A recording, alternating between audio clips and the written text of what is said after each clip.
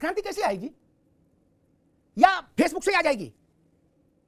अब मान लो ताकि उसको असली आपकी बात को असलियत समझ लेते कि नहीं क्रांति तो आई नहीं, बोल ही दिया सभा वालों ने, तो ये तो वैसे ही फंस जाते और ज्यादा। ये क्रांति के जोश में कुछ बड़ा फैसला कर लेते तब।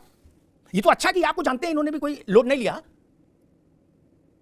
मैंने लालू यादव की गिरफ्तारी के बाद क्रांति नहीं देखी, मैंने जयललिता की गिरफ्तारी के बाद क्रांति नहीं देखी। वो लोग छोटे नेता थे। जोशी जी,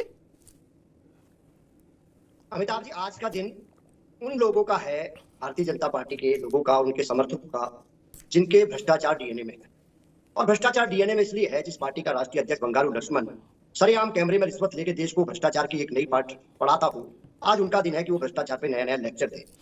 और आपने कहा है क्रांति का शब्द, क्रांति तो हो चुकी है आदरणीय मोदी जी के, जब से आदरणीय मोदी जी ने नेतृत्व संभाला देश में क्रांति तो हो गई। नहीं अरे मेरे सवाल तो सुनो। अखिलेश जी ने कल रात में लिखा 11:22 पर क्रांति होगी, कहीं तो देश में दिखनी चाहिए ना क्रांति। नहीं, ये ऐसे लिख दिया। मैं उसी बात पर आ रहा हूँ। अमिताभ जी पढ़ा लिखा आदमी समझता, 2 मिनट का समय दे, 3 मिनट का। जी, देश में क्रांति हो चुकी है। 7,000 करोड़ का घोटाले वाला अजीत पवार, इस पे आरोप लगाए थे प्रधानमंत्री जी ने, नीट एंड क्लीन है और प्रदेश का उप मुख्यमंत्री है, ये कम क्रांति है। छगन भुजबल, शुभेंदु अधिकारी, हेमंत बिस्वा मुख्यमंत्री है, इस पर घोटाले का आरोप भारतीय जनता पार्टी ने लगाया, ये कम क्रांति है। अशोक चौहान आदर्श घोटाले वाले, नारायण राणे, हसन मुशर्रफ, बहुत लंबी फेरियत है। तो इतने पवित्र लोगों को आज मोदी जी के तेजस्वी नेतृत्व में आज बिल्कुल गंगा जल की तरह साफ कर दिया गया भ्रष्टाचारियों को, तो ये कम बड़ा मेरे ख्याल से वो तो नहीं है। अच्छा, इसी क्रांति की बात कर रहे हैं? ये क्रांति है। मैं समझ गया, फिर अखिलेश जी की बात समझ गया। अब ठीक है, अब ठीक है। ताकि भैया देख लो, तुम भी गलत सुबह रात में उत्साहित हो रहे थे कि अखिलेश जी सपोर्ट में आ गए, उनने कहा हम क्रांति करेंगे। वो कह रहे क्रांति तो हो चुकी है ऑलरेडी। हम बहुत धैर्य दिखाते हैं आपको धैर्य से जी। ये क्रांति केवल भारतीय जनता पार्टी के, हमारे देश के प्रधानमंत्री यशस्वी कर सकते हैं, जो उन्होंने करके दिखाया। और अभी बहुत बड़ी क्रांति उन्होंने करी है, जिसमें सुप्रीम कोर्ट को भी बीच में हस्तक्षेप करना पड़ा। पहले डंडा, मेरे साथी ने बताया था कांग्रेस ने, लेकिन वो पूरा नहीं बता पाया, मैं बताता हूँ। डंडा, और डंडे के बाद चंदा, और चंदे के बाद उनको धंधा देने का ये ट्रेंड भी आदरणीय मोदी जी इस देश में लेकर है, और वो लिस्ट है। और अभी आप कोरोना काल का जिक्र करा था अमिताभ जी, बहुत सम्मान करता हूं मैं आपका।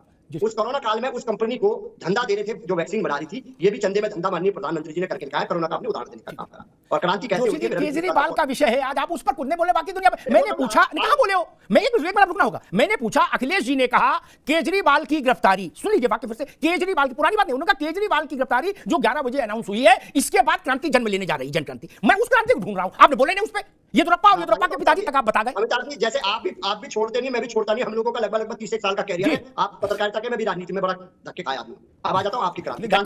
जी, मैं क्रांति धक्के खा के बने साहब। क्रांति कैसे होती है? मैंने उस क्रांति को भी देखा है। और वो क्रांति कैसे आएगी? चुनाव जनता की अदालत में जाते हैं और जनता ही क्रांति करती है, 140 करोड़ के लोग। और वो क्रांति मैंने होती देखी है। वो मैंने लास्ट विषय, एक सेकंड, वो क्रांति मैंने होती देखी है अपने सामने।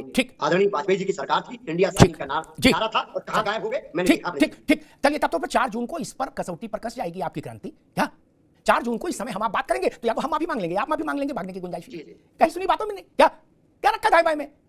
4 जून को कांग्रेस भी होगी, सपा भी होगी, मेरे साथ बसपा भी होगी, आप आदमी पार्टी भी होगी, भाजपा भी होगी। जनता जनार्दन जो निर्णय करेगा उसमें से एक को बधाई मिलेगी, बाकी को माफी मांगनी पड़ेगी। जोशी जी, इसमें गलत तो नहीं कहा?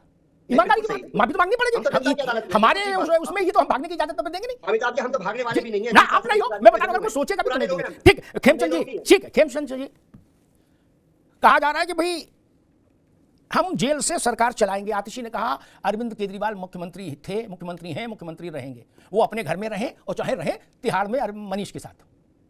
ये तो स्थिति बड़ी विकट हो जाएगी। भारत में अभी तक किसी ने जेल से सरकार नहीं चलाई, आज तक कभी नहीं। खेमचंद जी, मामला तो बड़ा कैड़ा होता जा रहा है। कल को हो सकता है मतलब लोग कहें हमें भाई बाहर राष्ट्र नहीं आता, हम जेल से ही काम करेंगे। क्या बोले, जब हम जेल मंत्री हैं तो हम जेल में ही रहेंगे, हम जेल से बाहर क्यों रहे? नहीं, ये तो मामला बड़ा गंभीर हो जाएगा। देखिए, हमारी पार्टी कुछ भी कर सकती है। हमारी पार्टी ने पहले एक मंत्री को लंबे समय तक जेल में मंत्री बनाए रखा, और उसने भी कई तरीके ढूंढ लिए मंत्रालय वहां से चलाने के लिए, और जेल में बैठे बैठे भी कैसे घोटाले होते हैं, कैसे रिश्वतखोरी की जाती है, किकबैक लिया जाता है, वो भी रास्ते उन्होंने वहां पे खोज लिए। ऐसा भी हो सकता है कि केजरीवाल जी को भी नैतिकता को पूरी तरीके से त्याग के केजरीवाल जी को भी इसी तरीके से कहें कि हाँ आप वहां से कंटिन्यू करिए और यहाँ से मंत्री काम देख लेंगे। और अभी हमारी पार्टी के मित्र कह रहे थे कि आरोप लगे हैं, और आरोप लगाना बहुत आसान है।